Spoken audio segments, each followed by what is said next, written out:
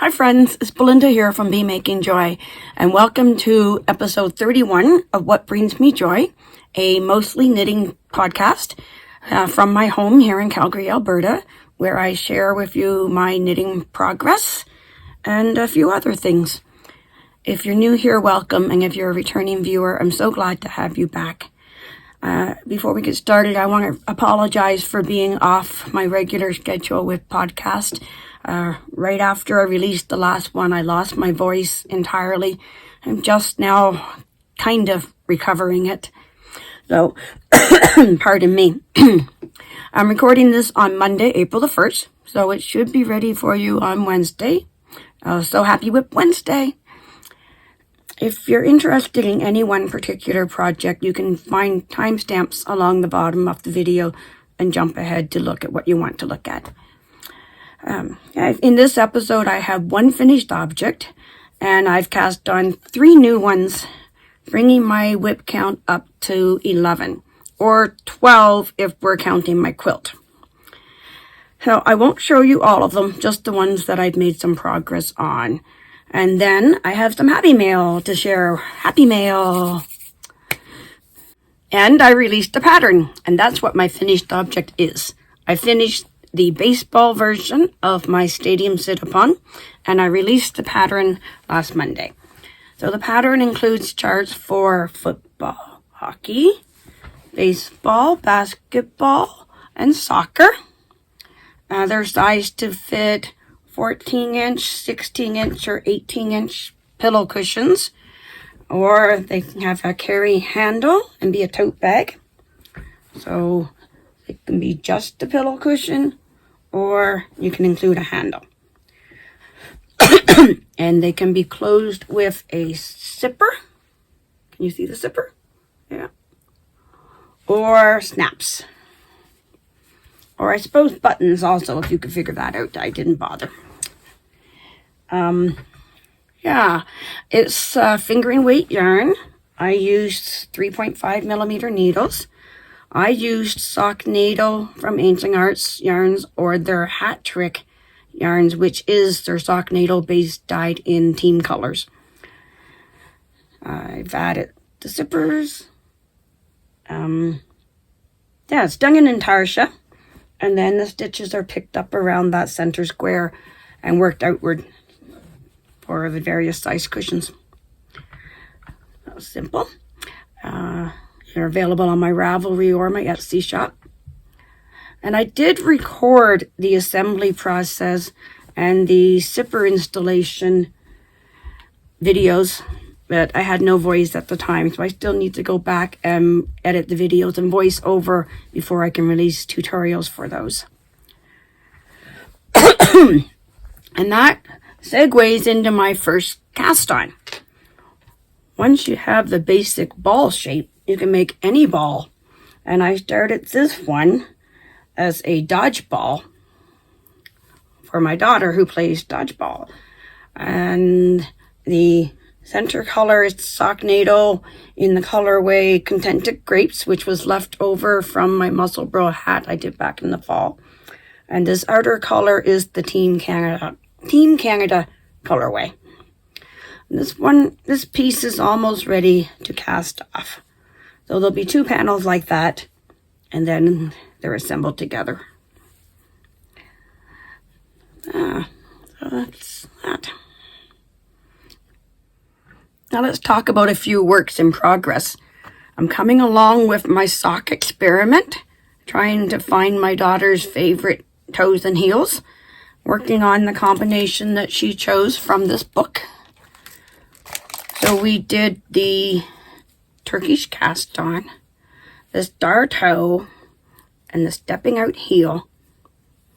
And now I was working on the twist of fate leg, but now I'm noticing I did it wrong. It's supposed to be this one up here, and the pattern goes rows 1 to 4 do this, rows 5 to 8 do that, rows 9 to 12, rows 13 to 18. But I did it as row 1, row 2, row 3, row 4, and did it as a 4-row repeat instead of a 16-row repeat. So that's going to have to pull back and get redone. But it's pretty nonetheless, but it's not the right one. But the toe and the heel, it looks like it's going to work all right. I'll have to get her to try it on again because she's been sick too. I'm not sure she was quite in the right mood when we tried it on. One thing I did notice is, you see I'm back to this color here.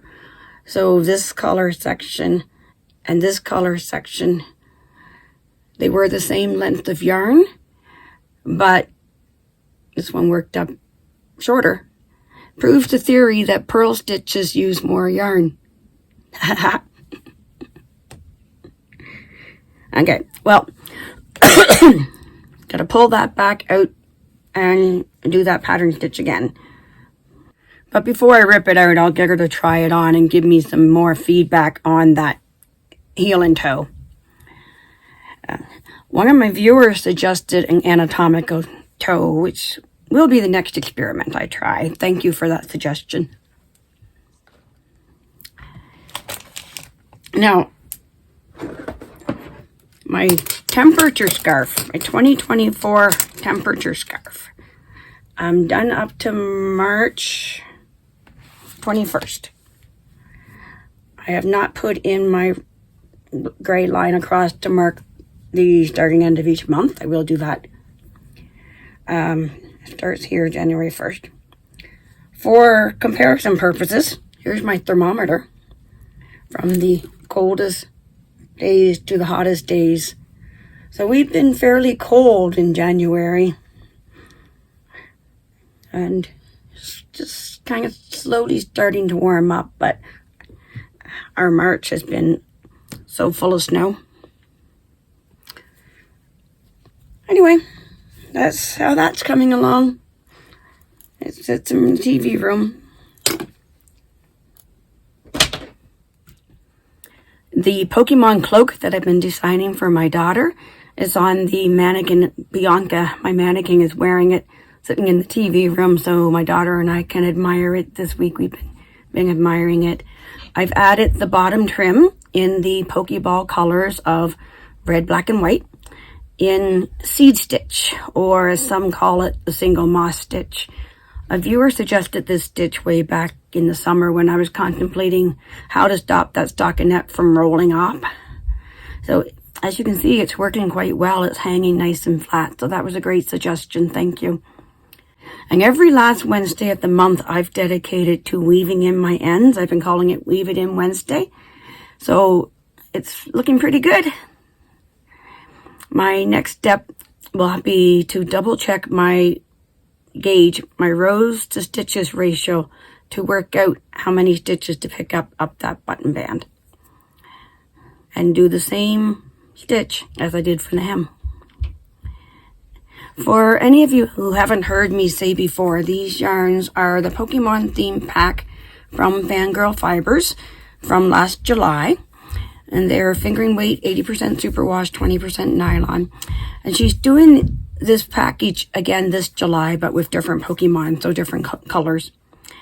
Then the red, white, and black that I'm doing for the trim is Sock Needle from Ancient Arts Yarns, which is also an 80-20. So,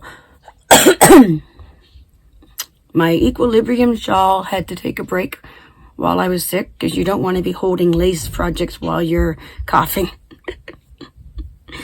My snowflake throw, my circular snowflake throw, I haven't added in.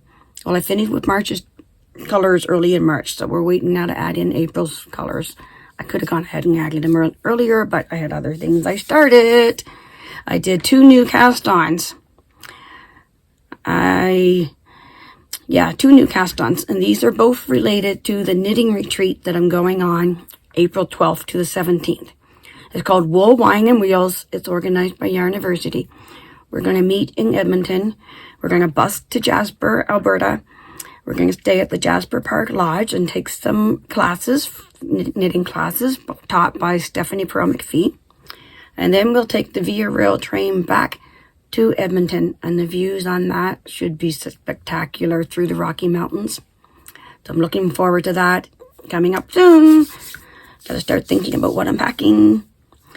So, and they had at Ancient Arts Yarns do a special colorway for the retreat based on a photograph of the lake and the flowers, the spring flowers all around Jasper.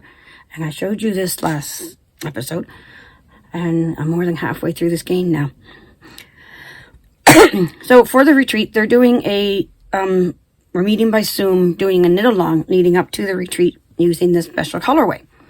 Many people in the group are doing the Summer Road Trip Shawl by Caroline Summerfield, or the Wraparound Scarf pattern by Stephanie Pearl McPhee. Well, last summer I had already chosen a yarn to do that Summer Road Trip Shawl pattern in, and I decided what I really want right now is a sweater. So I'm doing a sweater. This is the Timeless Cardigan by Knit Picks, and I'll put in a picture from their pattern page. It's a top-down circular yoke. Yeah, top-down circular yoke, simple, classic. It's written for 2 lace weight yarns held together, but this is a fingering weight yarn. I did have to go up a needle size to hit gauge.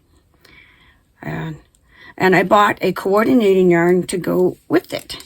This is also sock needle in the colorway of Midnight Clear. So I put it in the collar. The sleeves are also going to be this color because I only have one skein of the Jasper colorway. Then we'll see how far that goes, and then we'll switch to the Midnight Clear for the bottom of that. I don't know if I mentioned that this special limited edition was dyed on supersized skeins, so the equivalent of a regular skein and a half. So that's going to come quite a long distance down. And then I think the Midnight Clear is so beautiful with it. It's working up so fast because it's so fun, so easy, so soft and squishy and addictive.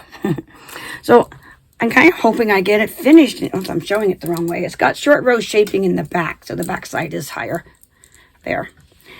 Kind of hoping I get it finished in time to wear on this trip, which starts in 11 days. I'm loving it. I'm loving it. I've gone and slipped it off the needles onto some tubing so I could try it on for you. And I think it's going wonderfully. Now there's going to be some waist shaping in this, but I'm not sure how that's going to go. We'll see. I'll follow the pattern as is for now.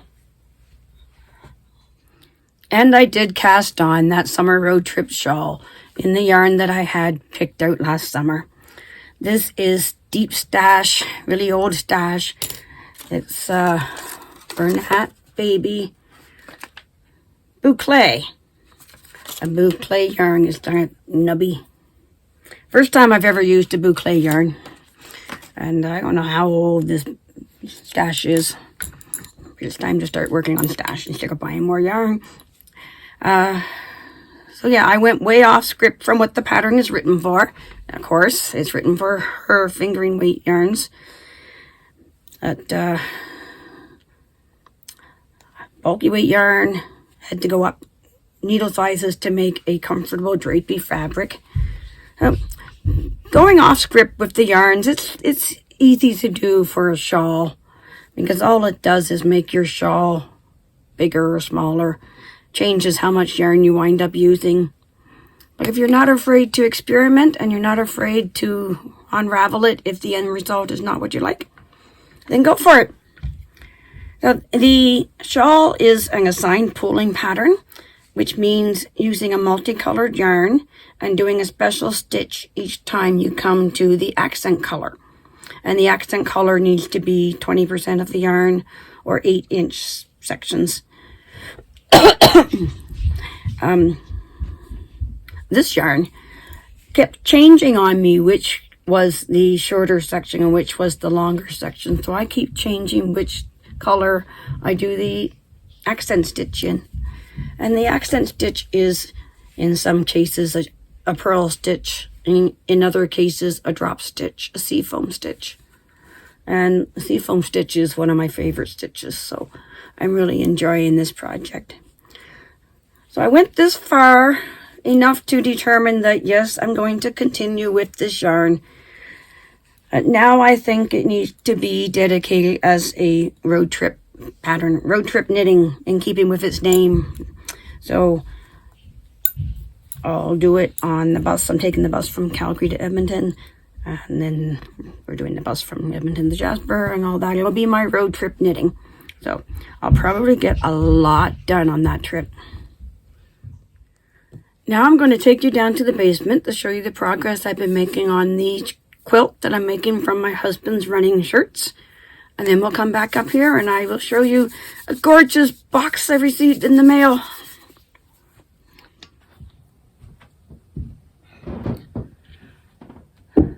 So, my husband's running shirts quilt. Since I last spoke to you, I managed to put the backing material on all the rest of the pieces. I've assembled one more strip. And I'm playing around trying to figure out how to rearrange the rest of the pieces. And I've had to make some more border strips.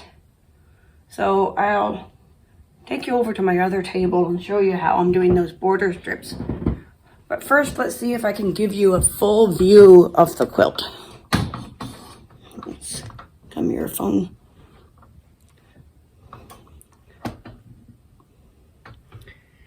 Okay, so over here is my cutting table. Oh, the light went out.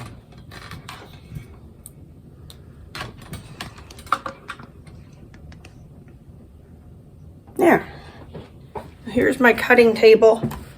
And I took the remainders of the t-shirts and cut them into 2-inch strips.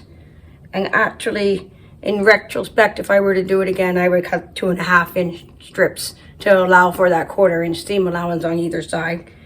So instead, it turned out that my finished strips are 1.5 inches. So stitch them together in a repeating pattern. And then I'm putting this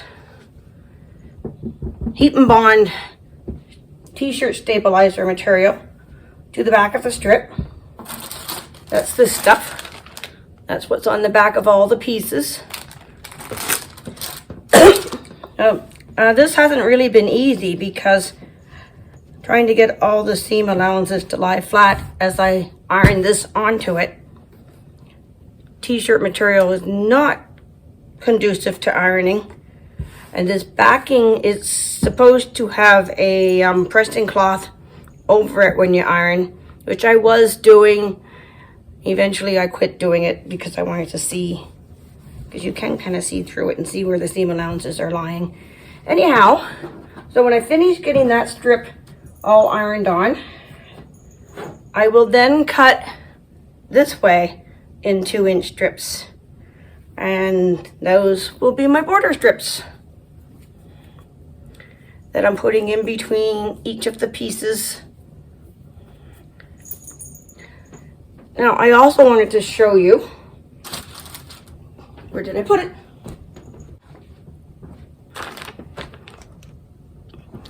I purchased some more material. Can't get the camera to stand up straight. From Amazon, I purchased this material running for the outer border of the whole quilt. And actually, when my husband saw it, he asked, is that filler material? So come to think of it, maybe if I need to fill in extra space as I'm rearranging the rest of those pieces, maybe I can use it as well. We'll see, step by step, thinking about it as I go. So yeah, today's, or whenever I come down here next, will be to finish these strips. Uh-oh, the cat's been here.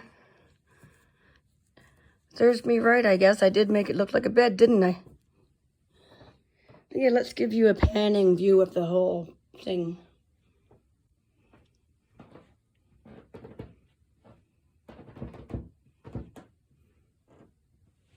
Yeah, coming along.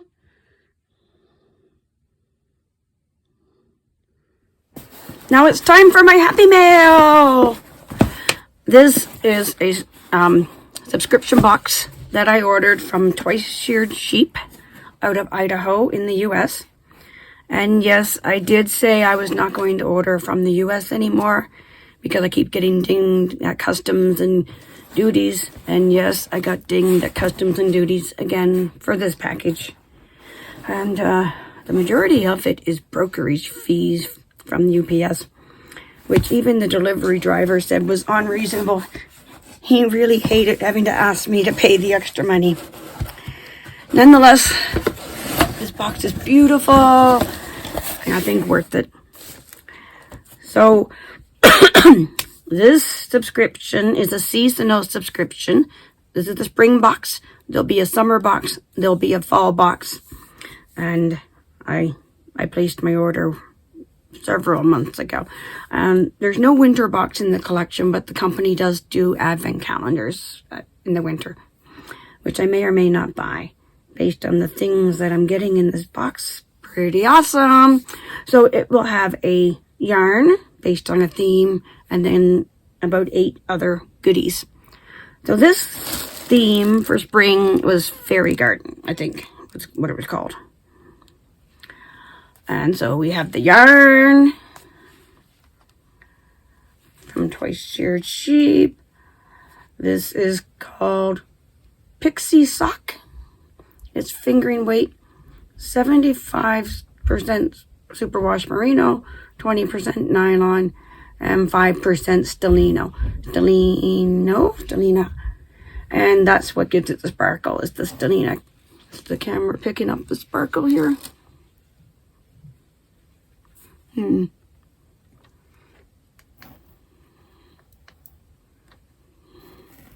Yeah, there's some of the sparkle. Anyway, in real life, it's a lot of sparkle. Beautiful. And you know I love purple.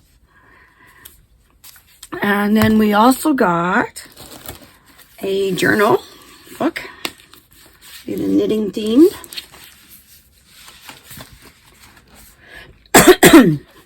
So it's got pages with lots of pockets, project details. You can fill out for each project. You can put your yarns or your swatches in. So there's lots and lots of those pages. And then there's some dot pages and some graph pages for doing your own designs. And then some more pocket sleeves to put in. And a elastic page marker. And apparently somehow you can triangle fold it so it can stand, and you can put your pattern in there and use this to mark your spot on the pattern. So that's pretty cool. This bag is so appropriate. Crazy yarn lady. My new shopping bag. I got some stickers. It's not hoarding if it's yarn. And fairy in a teacup.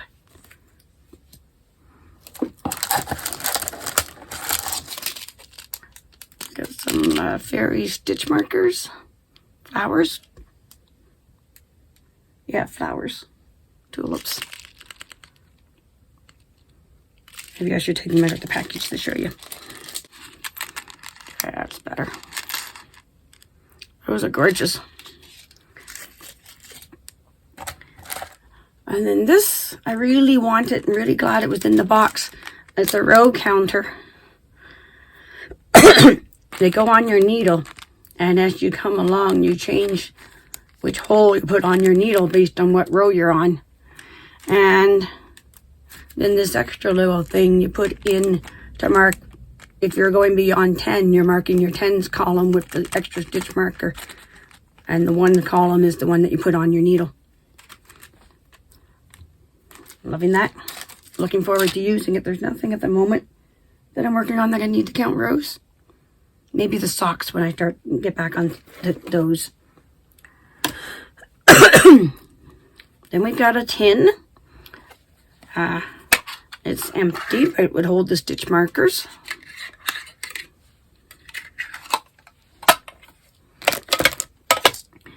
And then this tin is something I bought for myself just last month. They are blocking pins.